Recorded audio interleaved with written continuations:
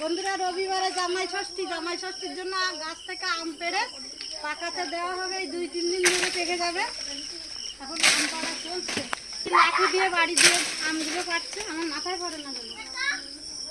এই যে দেখুন গাছের আমগুলো কিন্তু সব পেকে যাওয়ার মতো হয়ে গেছে। এই 2-3 দিন রেখে দিলে পুরো পেকে যাবে।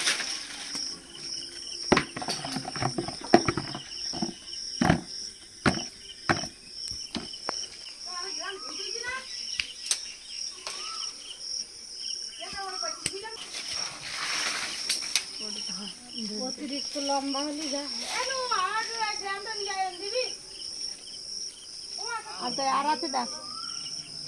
একটা গাছে এই আমগুলো ছিল, এখনো গাছ আছে, সব আম পাড়া হয়ে যাবে আজকে। বন্ধুরা খাবেন নাকি?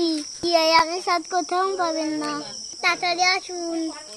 আমার নোমান আমার রোদ পাচ্ছি।